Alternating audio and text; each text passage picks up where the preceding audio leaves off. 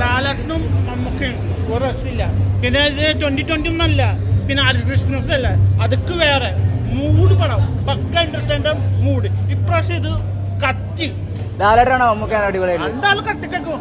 പുലിയലല്ലേ, മോശം മോറില്ലല്ലോ, പൊളിച്ചടക്കി. പക്ഷെ ലാലേട്ടൻ ലാസ്റ്റ് മരിക്കണ്ടില്ല. ഇത് രണ്ടും ഇങ്ങനെ പോവുകയാണെങ്കിൽ സന്തോഷം ഉണ്ടായിരുന്നു. പക്ഷെ ഫൈറ്റ് രണ്ടാൾക്ക് ഇടും അവസാനം വരാൻ പൊളിച്ചടക്കി. ഇപ്രാവശ്യം ഇത് ലോ ആവില്ല, ഇപ്രാവശ്യം ഇത് കയറും, എന്തായാലും കയറും. അതിൻ്റെ അഭിനയം വളരെ സ്റ്റീരിയോ ടൈപ്പാണ്. ലോജിക്കൽ എല്ലാവർക്കും വലിയ റോൾ പറ്റാത്തതല്ല. ലാലേട്ടനോട് വലിയ റോളാണ്. നേരത്തെ പറഞ്ഞതാണല്ലോ, കൊള്ളാം. നല്ല എല്ലാവർക്കും മോഹൻലാലാണെങ്കിലും എല്ലാവർക്കും നല്ല റോളാണ്. എല്ലാവരും പോയി കാണാം. മാസിനല്ല, എന്നാലും നല്ലൊരു കഥ. മഹേഷ് നാരായണൻ്റെ സിനിമ അങ്ങനെയോടെ പറയാം. കൊള്ളാം, നല്ല സിനിമ. എല്ലാവരും ഇഷ്ടപ്പെടാൻ, എല്ലാവരും അറിയേണ്ട ഒരു സബ്ജക്റ്റാണ്. സംസാരിക്കേണ്ട അവയറിക്കേണ്ട ഒരു ടീമാണ്. എന്താ പറയാനുള്ളത്? നല്ലൊരു പടമാണ്. എല്ലാവരും തിയേറ്ററിൽ തന്നെ വന്ന് എക്സ്പീരിയൻസ് ചെയ്യാം. എല്ലാവരും കറക്റ്റ് റോളൊക്കെ കറക്റ്റ്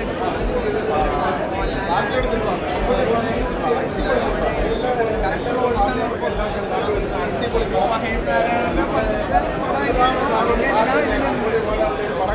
ബോക്സ് ഓഫീസിൽ എത്ര വിജയം നേടുന്നു വിചാരിക്കണം? ബോക്സ് ഓഫീസ് ഹിറ്റ് അങ്ങനെ വിജയം നല്ല തോന്നുന്നത്. പടം നന്നാവുക, ആളുകളിലേക്ക് എത്തുക. എന്തായാലും പുതിയ തലമുറക്ക് വളരെ ഇഷ്ടപ്പെടുന്നൊരു പടമായിരിക്കും.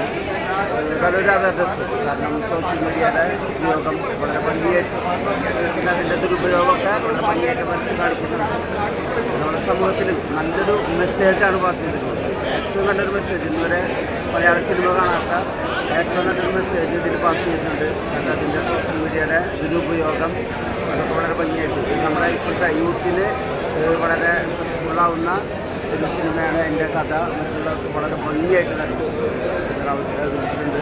അത് നമ്മുടെ നാളേക്ക് ചർച്ച ചെയ്യപ്പെടുന്ന ഒരു വിഷയമാണ്. ഇതിൽ നല്ലൊരു കണ്ടൻറ്റാണ് ഇതിൽ ഉൾക്കൊള്ളിച്ചിട്ടുള്ളത്. അതുകൊണ്ട് തന്നെ എന്താണ് വളരെ നമ്മുടെ ഇനിയുള്ള ദിവസങ്ങളിൽ ചർച്ച ചെയ്യപ്പെടുന്നൊരു വിഷയമായിട്ട് മാറും ഈ സിനിമ.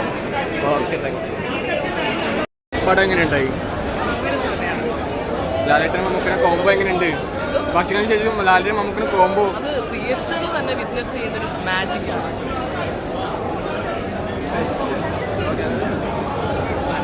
ജസ്റ്റ് രണ്ടു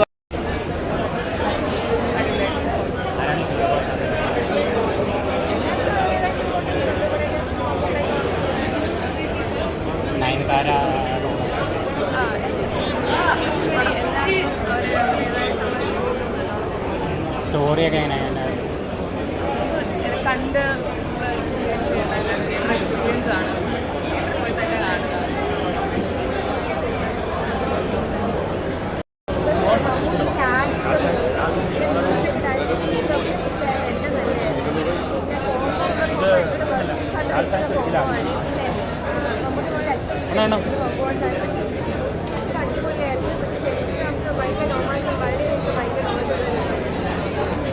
അണ്ണാ എന്താണ് ഒരു കോഷണറി ഡീലായിട്ട് കണ്ടാൽ മതി. ഒരിക്കലും നടക്കരുതാത്ത ഈ കഥയിൽ പറഞ്ഞിരിക്കുന്ന ഒരു സംഭവം ഒരിക്കലും നടക്കരുത്.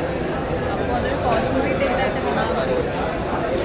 അതിനൊരു സിനിമാറ്റിക് രീതിയിൽ നല്ല പ്രസൻറ്റേഷൻ കൊടുത്തിട്ടുണ്ട്. എല്ലാവരും കാണാം. ലാസ്റ്റ് എന്ന് വെച്ച് കഴിഞ്ഞാൽ ലെജൻസ് ഉള്ള സിനിമയാണ്. അവരെ ഒരു നടി എന്നതിനപ്പുറത്ത് ഒരു പ്രേക്ഷക എന്നുള്ള രീതിയിൽ സ്ക്രീനിൽ നിന്ന് കണ്ടപ്പോൾ എന്താ ശരിക്കും തോന്നുന്നു? Very very happy. ശരിക്കും ഞാൻ ഈ കഥ വായിക്കുമ്പോൾ ഒരു ഓഡിയൻസ് മെമ്പറായിട്ടാണ് ഈ സ്ക്രീൻ പ്ലേ ആദ്യം വായിച്ചത്. അപ്പോൾ സ്ക്രീൻ പ്ലേ വായിച്ചപ്പോൾ നമ്മുടെ മനസ്സിൽ കാണുന്ന ആ സിനിമ ഈ ഫൈനൽ ഔട്ട്പുട്ടായിട്ടും അതിലേറെ ആയിട്ടും വളരെ വളരെ ഹാപ്പിയാണ്. ഇത് എൻ്റെ ഉള്ളിലെ ആക്ടറിനെയും ഫാനുകളുടെയും ഓഡിയൻസിനെയും എല്ലാം നല്ല രീതിയിൽ സാറ്റിസ്ഫൈ ചെയ്തൊരു സിനിമയാണ്. Thank you so much. നിങ്ങൾക്ക് നോട്ടീസ് ചെയ്യാൻ പറ്റുന്നത് എനിക്ക് എന്നെ കാണുമ്പോൾ അറിയാം എൻ്റെ വണ്ണം കൂടി കുറഞ്ഞൊക്കെ ഇരിപ്പുണ്ട്. കാരണം അത്രയും നാളെടുത്ത് ഷൂട്ട് ചെയ്യാൻ. അപ്പോൾ ഞാൻ പറഞ്ഞില്ല, അത്രയും നമ്മൾ എഫേർട്ട് ഇടുമ്പോൾ അതിലും മനോഹരമായിട്ടാണ് സിനിമ അതിൻ്റെ ഔട്ട്പുട്ട് വന്നേക്കുന്നത്. അത് എന്താ പറയുക, താങ്ക് ഗോഡ് അങ്ങനെ വന്നു. ഇത്രയും ടെക്നീഷ്യൻസും ഇത്രയും ആക്ടേഴ്സും വർക്ക് ചെയ്യുന്നത് നല്ല റിസൾട്ടിലേക്കായി. ഒരു ഓഡിയൻസായിട്ട്